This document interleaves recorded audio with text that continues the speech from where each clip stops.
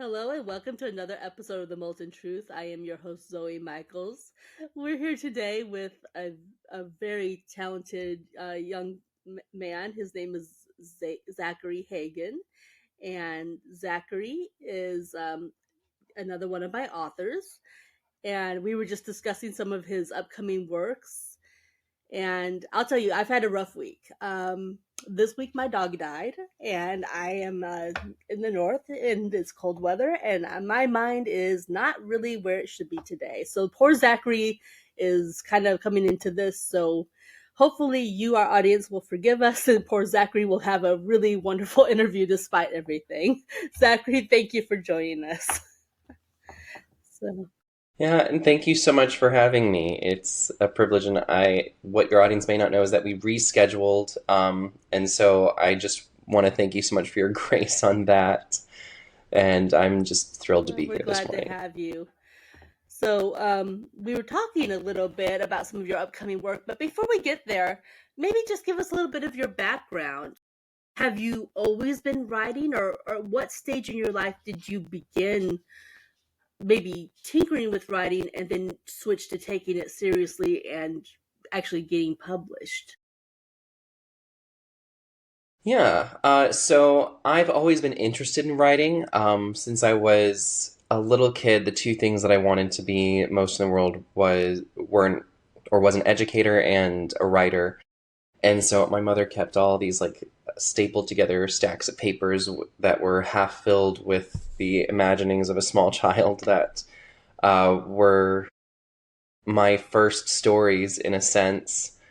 Um, but I think when I really started taking it seriously, it was actually during my first year teaching, and I had about 10 to 12 chapters of a novel written that I had done for a creative writing class in college that I swore that I was going to come back to, but I didn't know if that was actually going to happen because life is busy, and a couple things kind of came together that gave me the opportunity to actually write that first book.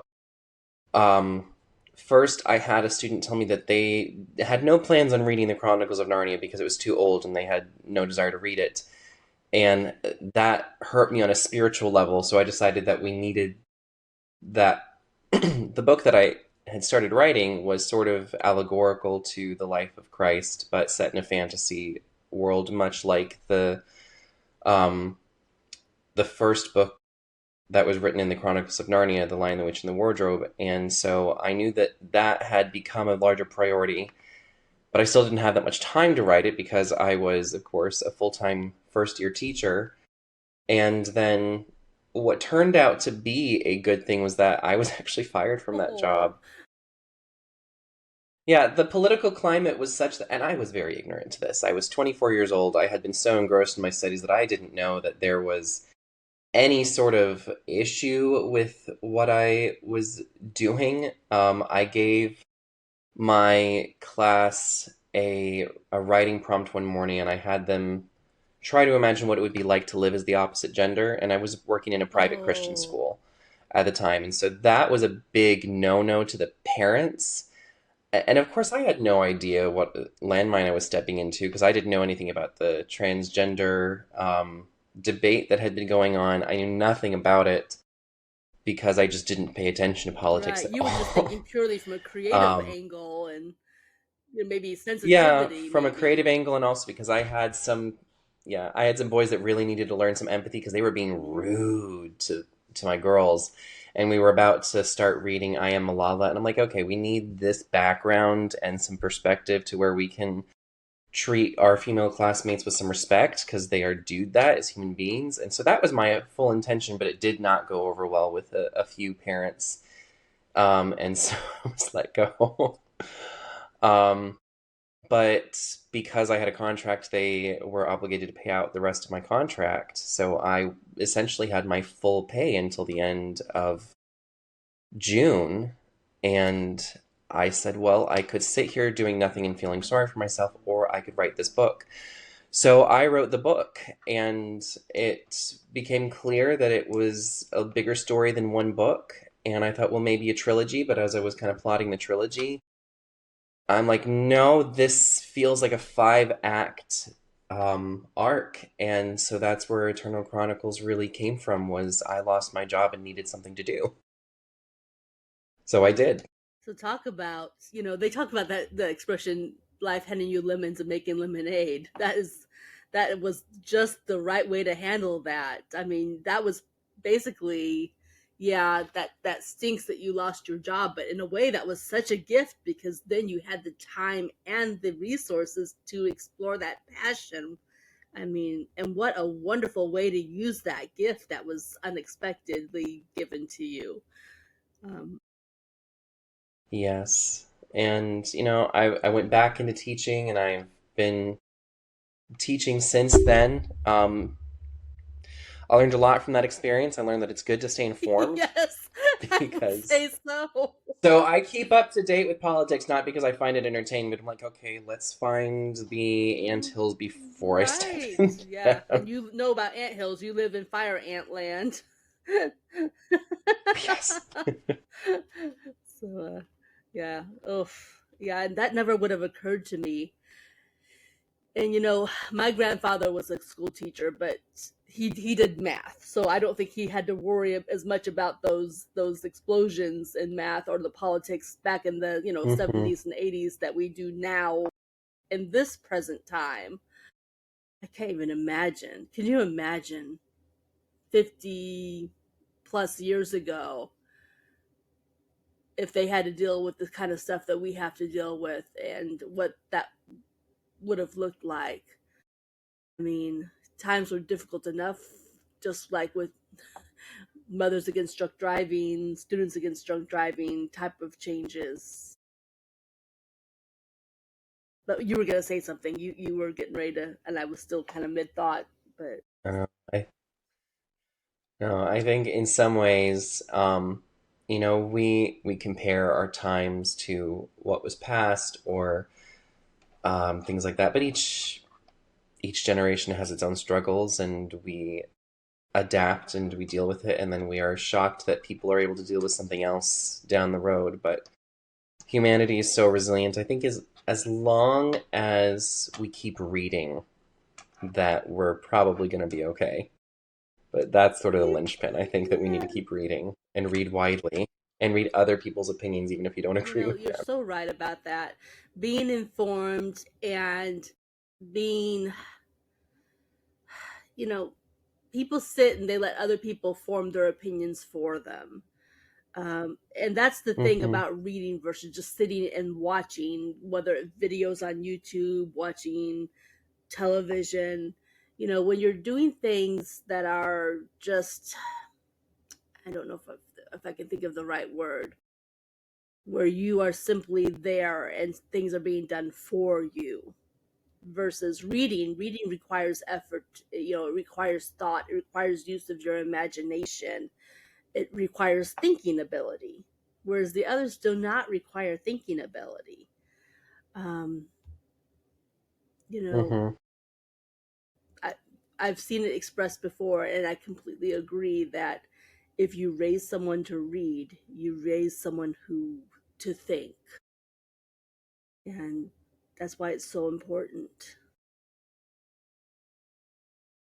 Absolutely. That's why we have a huge emphasis on books with our son. Even now, he's 7 months old, but um, unless he's really putting up a fight and is overtired, every night we read him. Yeah.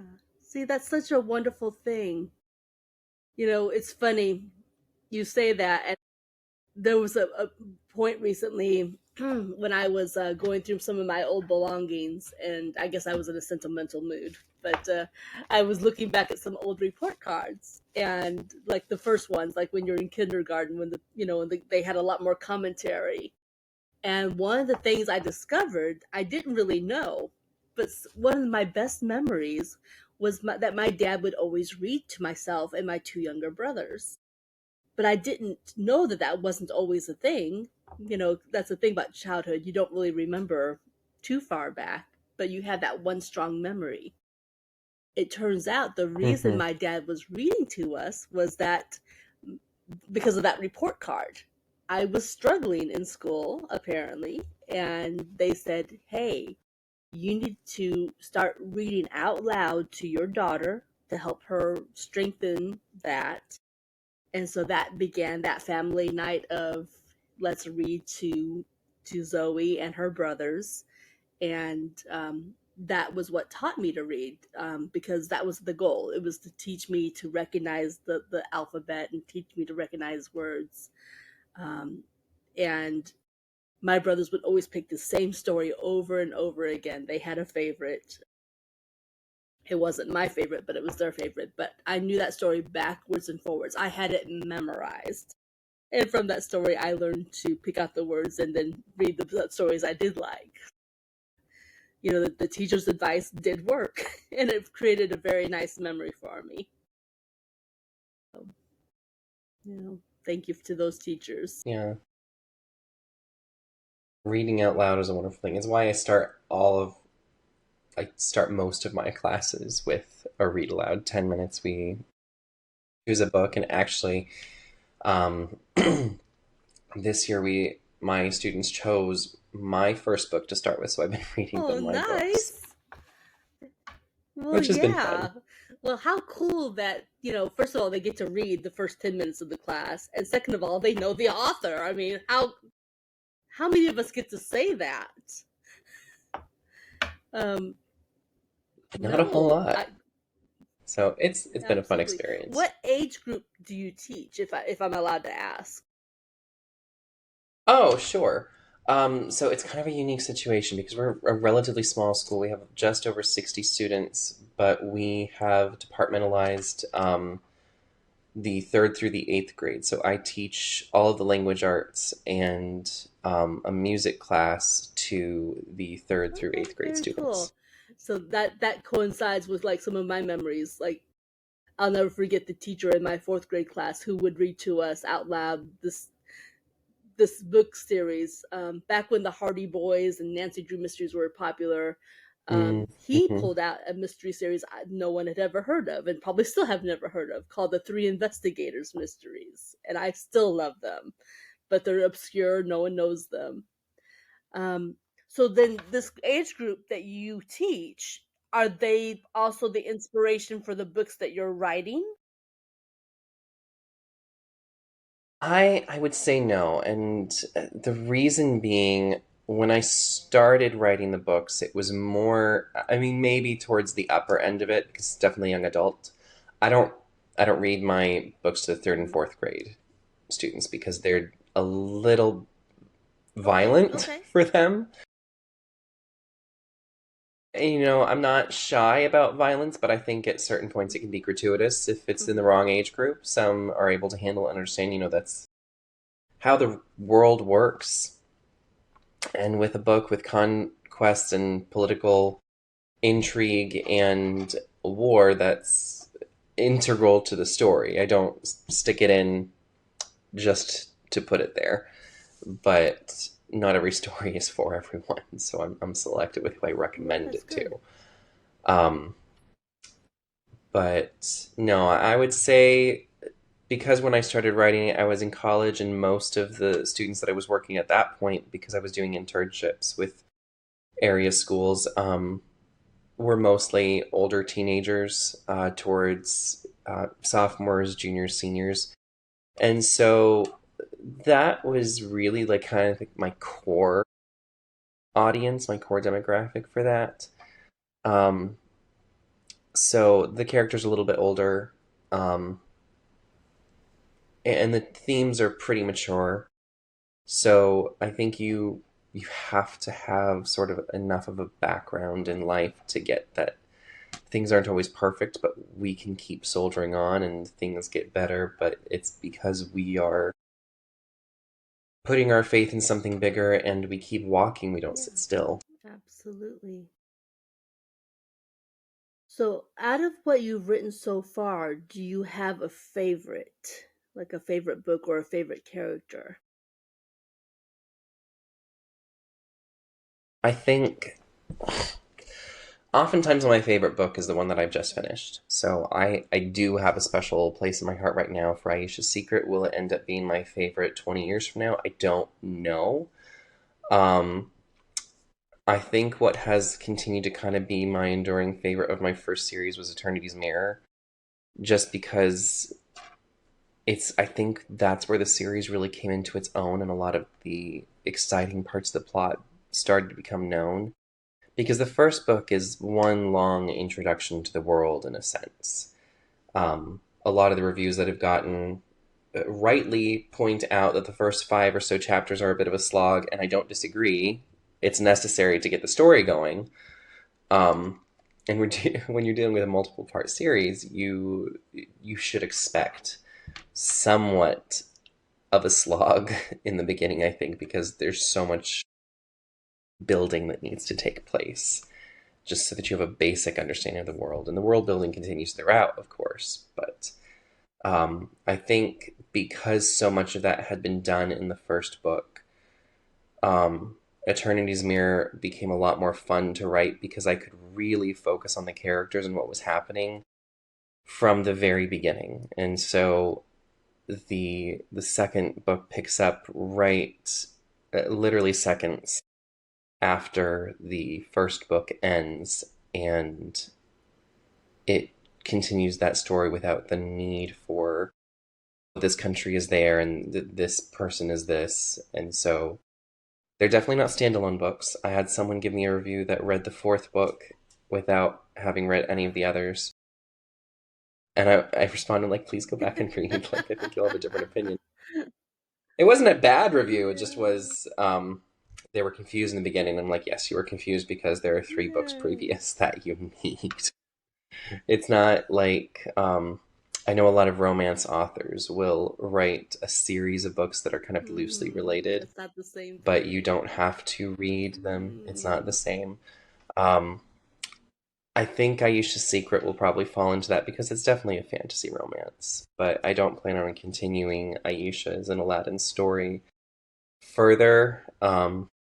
But I will probably write more books in that Yeah. world. Well, it sounds really cool. And just the whole idea. Do you want to? I don't want to spoil things for the audience, but I love the description you had on your website about what you were doing with Aisha and Aladdin. Do you want to be the one to clue in the audience that kind of like what that whole thing is without me giving away anything? Sure. So Aisha is a thief called the Oiled Hand, and she steals to live. She steals to keep her home. She's taking care of her and her little dog, and while she wants more, she doesn't quite know how to get it. And one day, her landlord kind of puts two and two together that she might be a thief because she's always missing whenever there's a big heist that happens. And so he says, you either pay me this much, 6,000 denarii, or you are out.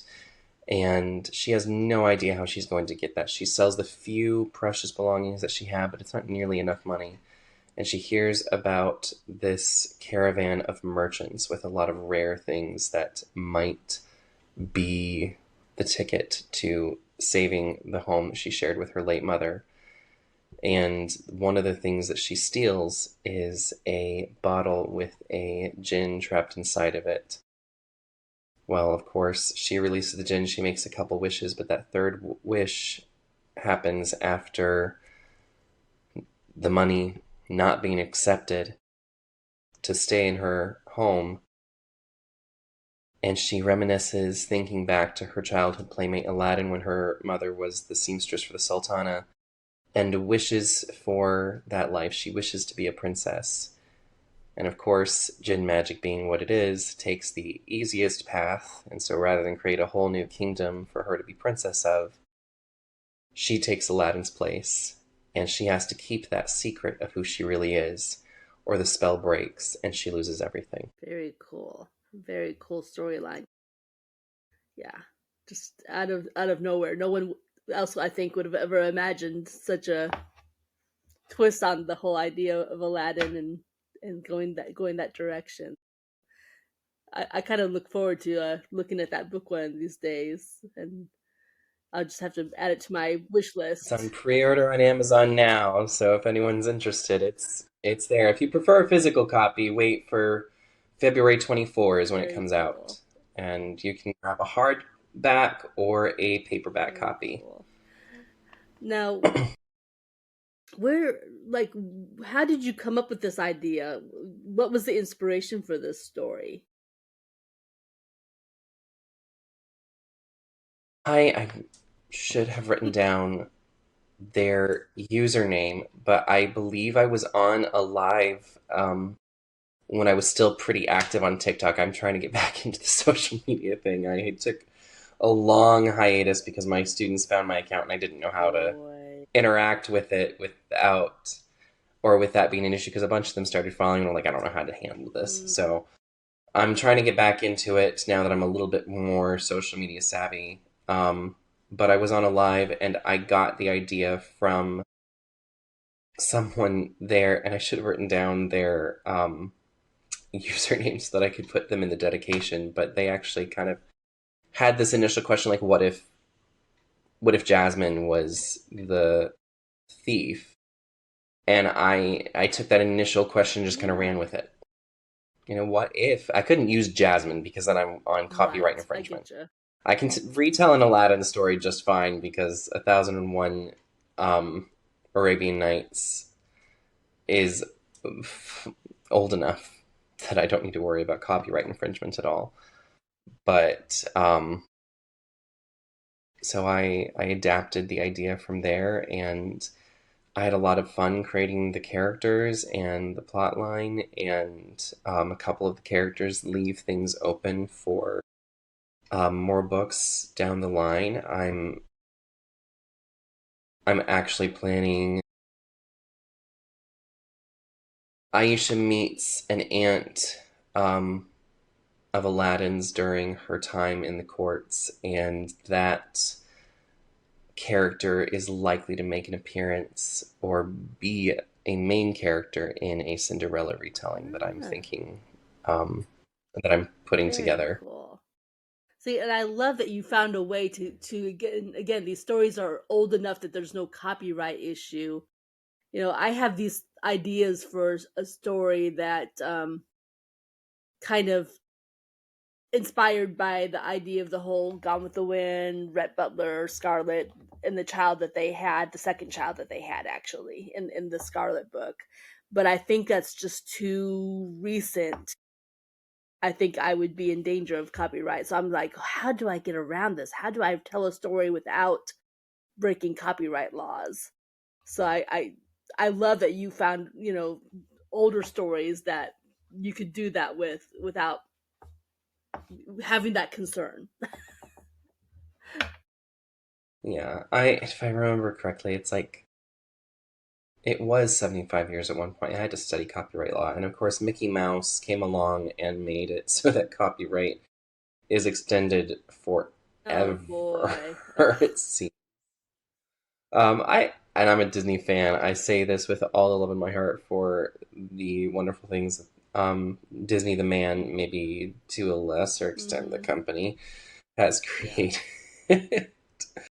um, so I appreciate that they wanted to protect Mickey Mouse and that I legacy. At get the same that. time, it's like there's a lot of creativity that comes from being able um, to take works and turn them into Well, something new. exactly. I mean, you're totally there's new stories, new things branching off that suddenly don't get to be told because of those laws.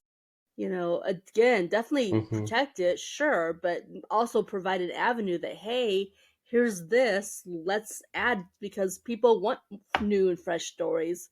I don't know about you, but I am so tired of seeing the same movie remade over and over and over again. It's like, yeah, you've done this movie twice now. Could we have something fresh? Yeah. Well, that's why Hallmark is a meme now rather than something. I mean, I know there are people who will sit down and watch a Yeah. Hallmark movie. I think I watched two or three before I realized I could watch one and have seen Yeah. them all. Yeah. So, And not that I mind watching a Hallmark movie, and sometimes I will watch literally the same one, once a year or multiple years in a row. But mhm. I don't want to go to a movie, a remake of a movie that I've already seen. That to me is such a waste. You made this in the cartoon form. Especially if they're not inventing anything new with it. Exactly. Exactly. What's the point? At that point, just make it a stage play. Then it's expected. It's not going to be original. Right. Well, I think of the ABC series Once Upon a Time and how they kind of revisited a lot of those old Disney um, IPs, but the story was Hmm. brand new, even though it revisited the fairy tales Yeah, as they were kind of originally thought of or as they were Disneyfied. Um, and that was an entertaining series to a point. At a point, it got stale. But especially in the beginning, it was a very original idea and it was very entertaining and I loved it. I watched the whole thing. I don't love the later seasons, but I did enjoy, I think, especially through season 5 or 6. I think it was 6 that had the grand finale to what I would consider the main part of the story. But that took those ideas and gave them a fresh coat of paint, a new kind of multiverse of fairy tales and characters that all coexisted in one world and then in another. So, exactly. but that's different from a remake. We may retrace some of the old steps, but we are taking branching paths and um, figuring out different questions that were never Exactly. asked in the originals. Exactly. If you can do something original with it, for instance, you take your classic Cinderella and, you go Jerry Lewis's route and you do Cinderfella. Original, different, cool. Or, what's her name? Drew Barrymore with Ever After. Different slant. It Love was that very well done. one. It was not your typical Cinderella story. It was a different angle. Still the basic story, but just a very different angle. That I can respect. But when you're doing the same stale story, like you said, it's like, what's the point? And you know, that's where you hmm have to give. No one wants Yeah, the yeah. Go ahead, please. Please go ahead. Yeah, no one wants to reread or rewatch the exact same thing Yeah, again.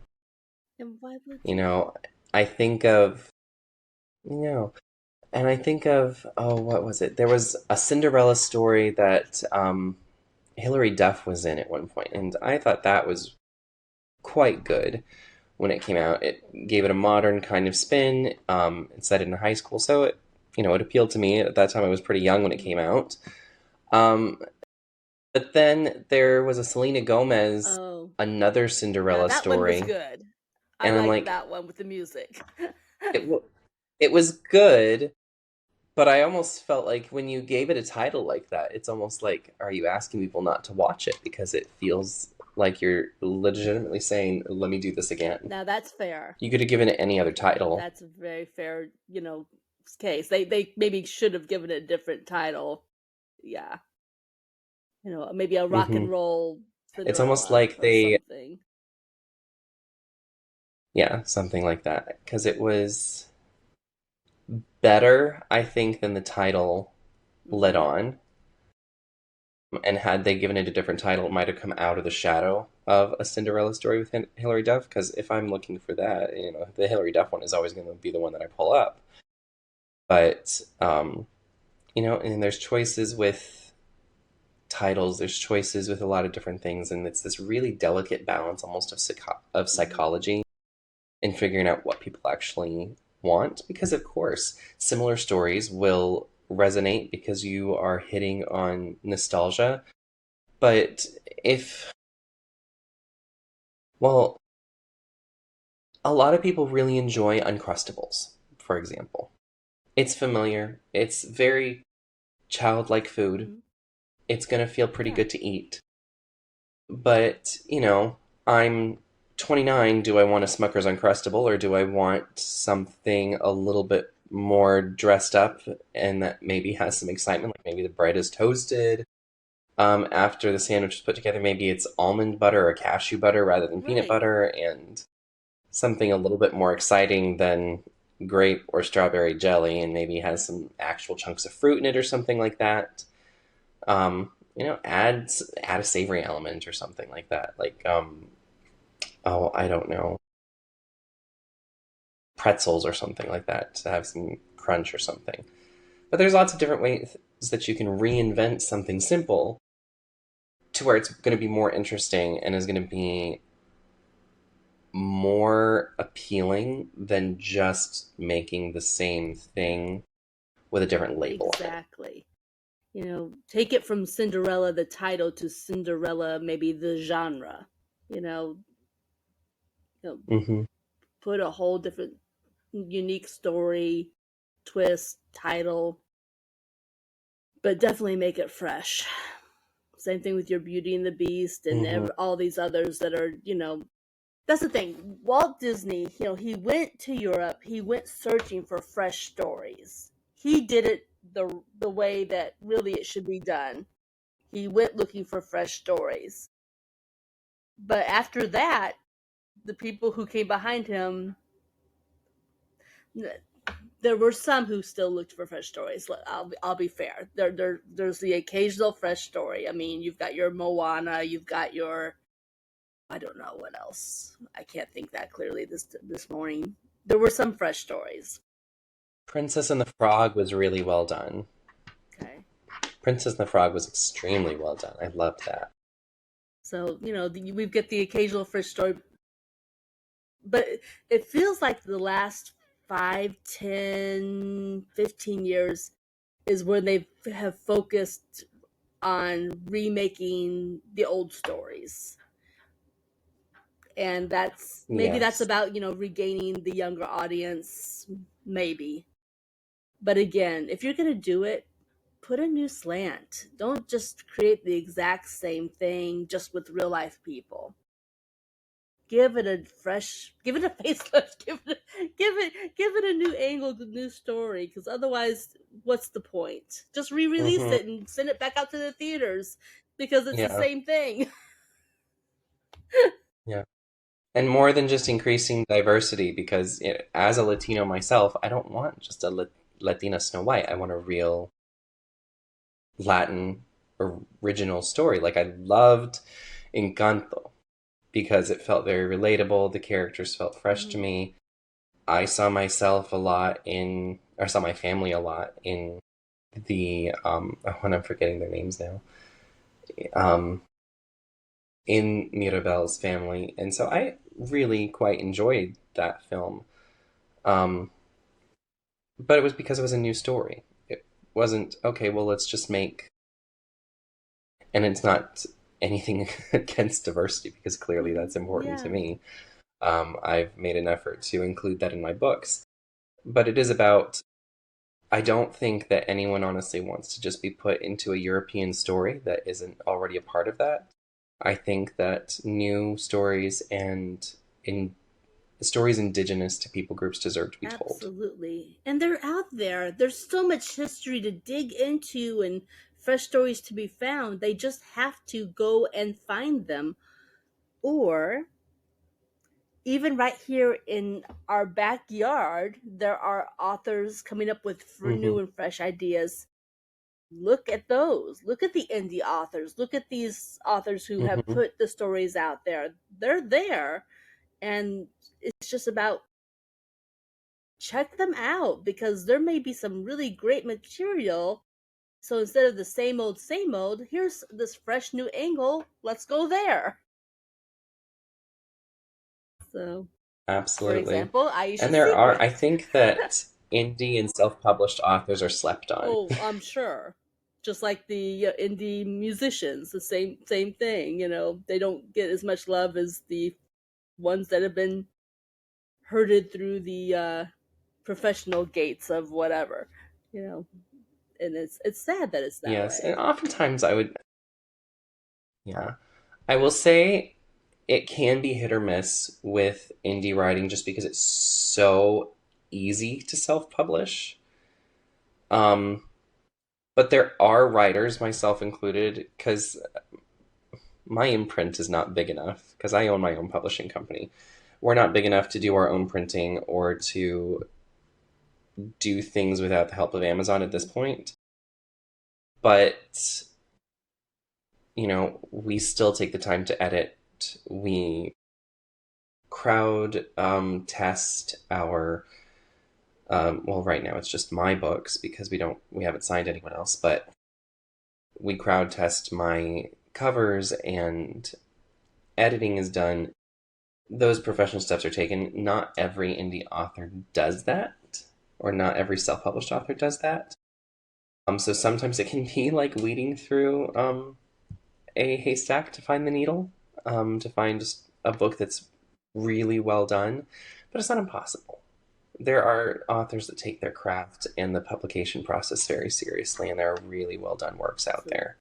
I hope that I can include mine in that. I would say, objectively, I would like to say that they are, but it feels a little bit prideful to say that mine are in that well, category. it's just confidence. I think the reviews speak for themselves. I get very few bad reviews, so I'm going to hang my hat on that, on the validation that strangers have given to the books. Absolutely.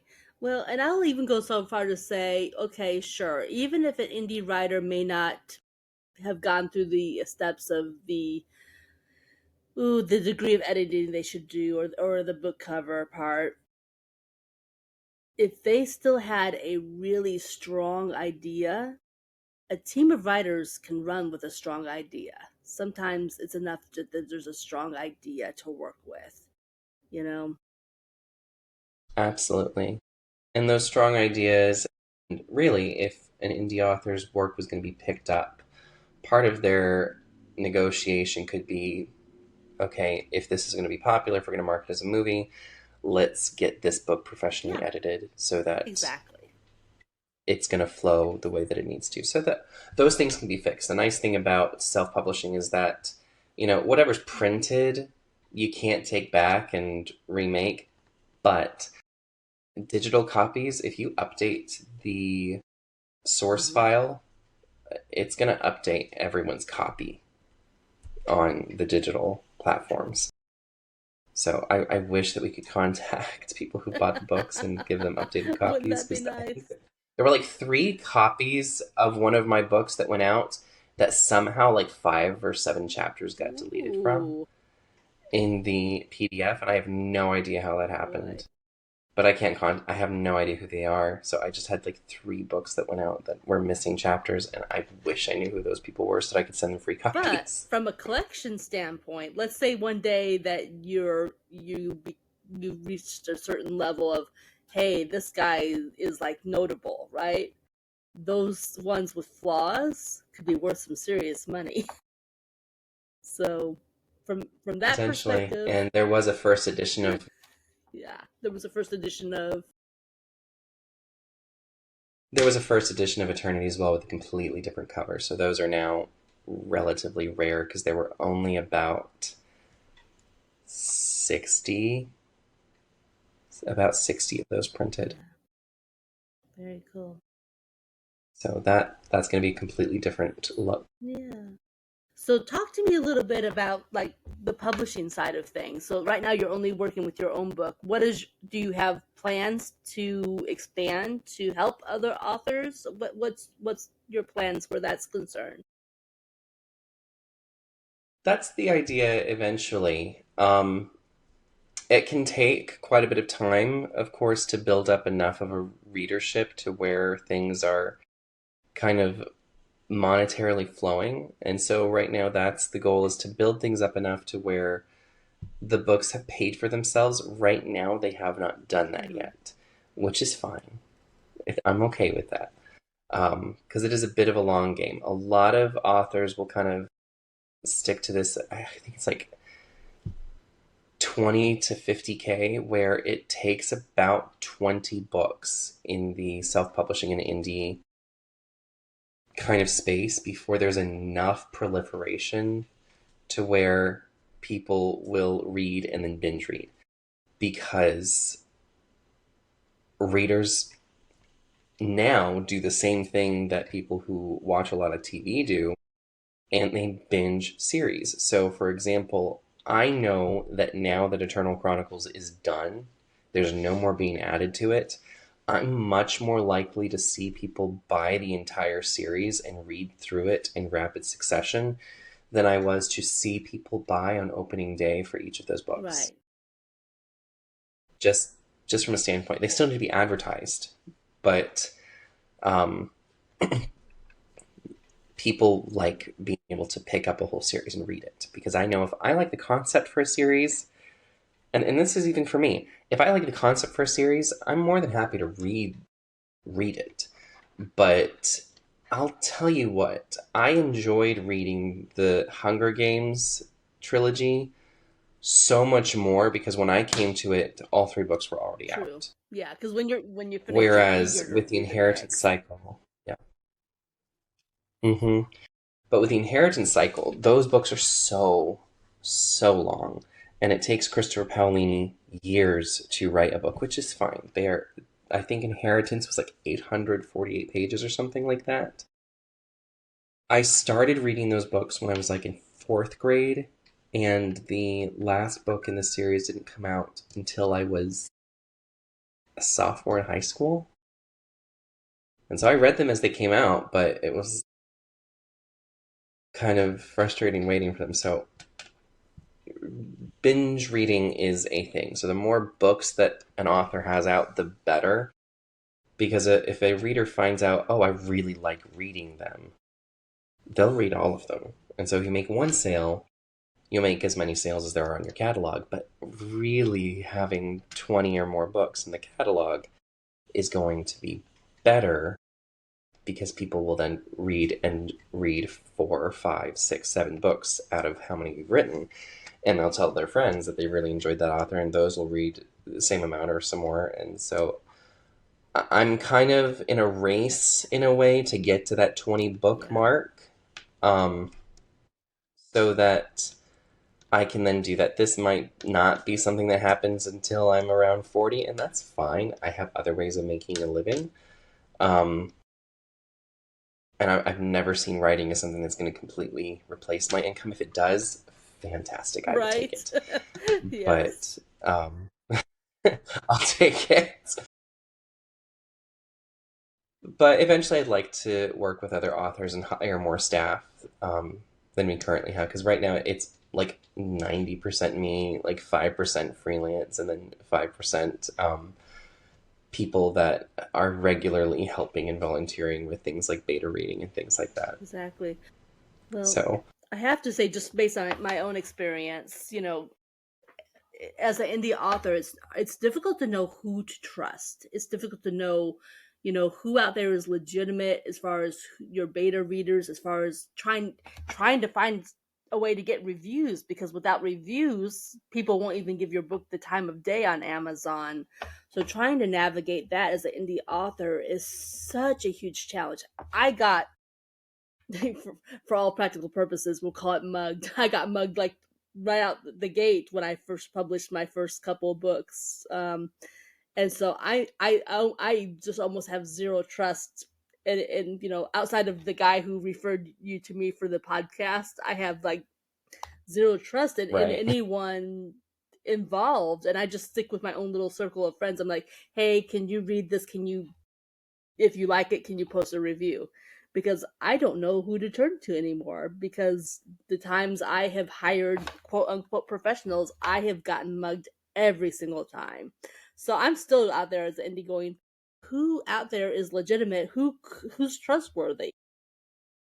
So Yeah, I'm so sorry you had that experience. I loved the first editor that I worked with because when I first started out, I didn't know the process yeah, for editing. Um, so I can email you her name if you ever need an editor or do want to work with that someone. because I would love some credible, reliable information. Because seriously, everyone who's ever reached out to me, I feel like had an agenda. Their goal was not. I'm gonna say they just was not Yeah, was not pure.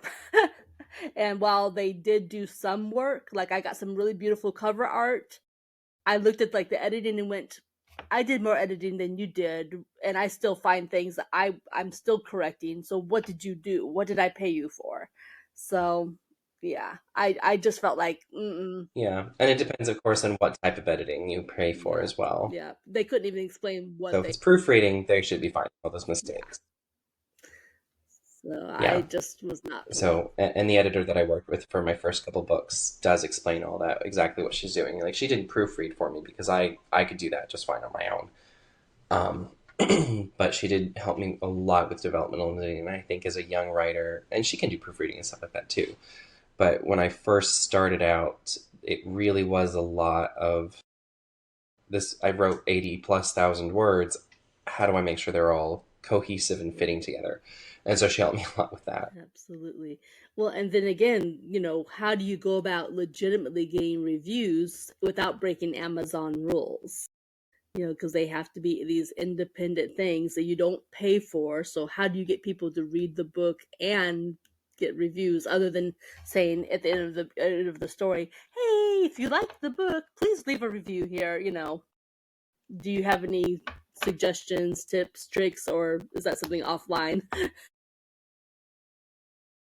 Um, you know, I think that having a publicist has really helped with Mhm. that. I started getting a lot more reviews. It's still not like an Mhm. onslaught Mhm. of them, but again, it's writing is a Yeah. long game because the market's so saturated. You have to become a prolific enough voice in the space to really get um, trajectory there. But I did start getting a lot more reviews once I hired a publicist, and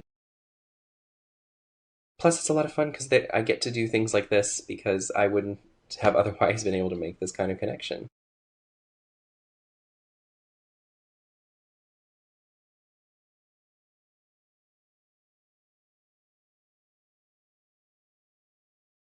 Hmm. Yeah.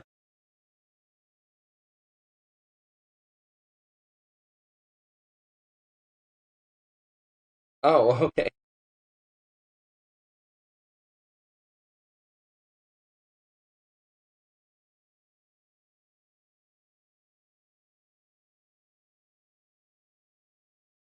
Sure.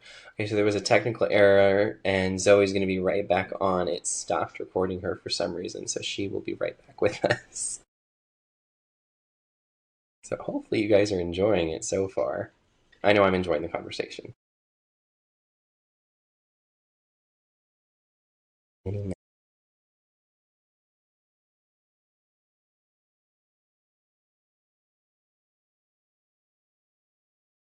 never had to fill time on these with by myself. She edited it.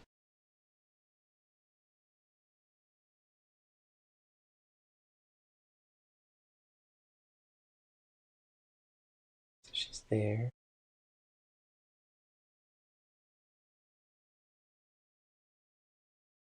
All right. All right. Now it's There we recording you go. again. Good. Okay. So hopefully you can hear me again. So we had just a little hiccup with the recording studio, and Check that your happens microphone. sometimes. Oh, can you hear me? You want to check your microphone? I couldn't hear Can you. Let me check my Can you sound. hear me now? Now I can hear you. Okay. Yep, that's Riverside. It's a little quirky sometimes. It still does good quality, but anyway. So yeah, I appreciate that feedback. So yeah, Mickey at Creative Edge. I'll have to talk to him one of these days about using his services because, like I said, he's one of the few reliable people that I do know. So I'm glad he sent you my Yeah, direction. absolutely. Yeah. Yeah, So he's a great guy. I've referred a couple people to him. yeah, absolutely. Yeah, and the thing I have to say is that everyone he has sent me have been these wonderful, really successful, very well grounded authors and musicians, a little bit of both.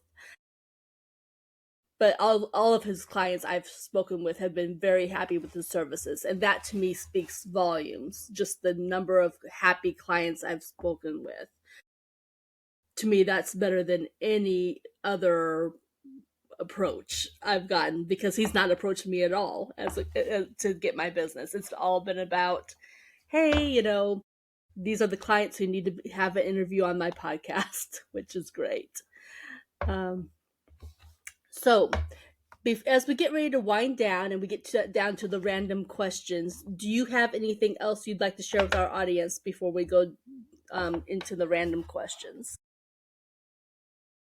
I think just that I hope that you have enjoyed the interview, and that if you enjoyed it, that you'll join part of my audience as well. I would love to have you guys read my books and join me for what comes next. Eternal Chronicles was a great series. That's a 5 book. It's very bingeable. I think you could probably knock it out in a couple weeks if you really wanted to. So, good little end of the year treat to sink your teeth into, and get ready for Aisha's Secret in February. Are any of your books on Audible, or are they only just download and read? Actually, the first book, Eternity's Well, is on Audible. I plan on having the other ones done, but that's an expensive process if you want it done with a real human Yes, voice, it which I is. do. I'll have AI do some stuff for me. I'm not afraid of it, but I think when it comes to reading a book and anything that takes true artistry, I'm not going to let the computer do that for me. I'm going to be hiring the same actor. And so I need a Absolutely. little bit more money and some more sales to get there, but I am more than happy to continue that process. Yeah, absolutely. And I agree with you. I mean, it's an expense either way, whether it's AI or a human, but by all means, the quality does show. You get the right person vocalizing and telling that story, and it's amazing what you can, Hmm. how that story just sings. Absolutely. Okay. So the question left by our previous guest, um, she asked the question: if you were going to write your own personal Declaration of Independence, what would it be? Oh, goodness. That's such an interesting question. I think that in many ways, I would declare independence from the global system and want to go back to what we understood from our history classes, the founding principles of America to be. I think that being involved in the world is one thing, but letting the rest of the globe take an active part in American politics is detrimental in a lot of ways. And it's divided us further. I think that we as Americans have a lot more in common than we have that separates us, but we've lost sight of that because of issues overseas, you know. So I think that I would want to declare some independence from that and to find a way to come back together as a nation. Okay, already. Her other thing was to make a mission statement, but that was more about personal goals. But yeah, very Well, cool. mission statements are, I guess the Declaration of Independence reads as inherently political to me, so I took it as that. A mission Yeah, statement, I no think, worries. is different. um, Well, that's why I was an trying to interesting emphasize the question either personal way. part. Okay, personal. Personal. I don't know. I think that that one's a little harder for me to answer just because I feel very free as a person. I don't feel like I'm tied to anything other than what I've chosen to tie myself to: my faith, my family, the career path that I've chosen, and a lot of it's still just up to me. If I don't want to do what I'm doing anymore, I don't have to. So I feel like my Declaration of Independence kind of personally has already been written. And that's completely fair. You're doing what you love to do already, and yeah, absolutely. And sometimes that's the case. You know, sometimes this question sometimes simply doesn't fit, but that's okay. We still It's a ask the good question. question. It's Yeah. a good question. I might Maybe actually use it for ask your my class. students that question. Yeah, it's a great question. I like the question. Yeah. Um, but I feel free, so I'm glad that the question doesn't necessarily apply to me because it kind of reveals that I'm doing okay. Yeah. But it's a good And question. nothing wrong with that. Sometimes that's it. Yeah. Sometimes it's nice when the question doesn't apply to you because exactly that. Because, like, oh, I'm doing better than I thought I was doing. Check, check, check. That's Yeah. good. Yeah. Okay. So a Now, random question of mhm. my own to lead then. Yeah. Um,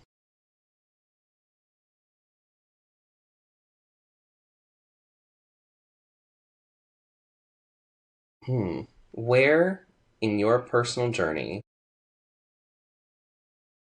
would you start over from if you could, and why? Where in your personal journey would you start over from? You start over from, and why? That's an excellent question. I'm looking forward to asking that from the next guest. All right. So as we close out, I do just want to make sure that we touch on this for our audience. Zachary does have a website. It is zacharyhagenwrites.com. So at no point in our broadcast did we ever mention that website, but I wanted to make sure we did hit on that. As you know, my website is zoeymichaels.com. We thank you so much for joining us, and we hope you have a beautiful, beautiful day. And as we close out 2025, hopefully 2026 will be a very bright and beautiful and productive year for us all. All right, Zachary, thank you so much for joining us. Hang tight. I've got more information for you after we stop recording. Sounds good. Thank you so much for having me.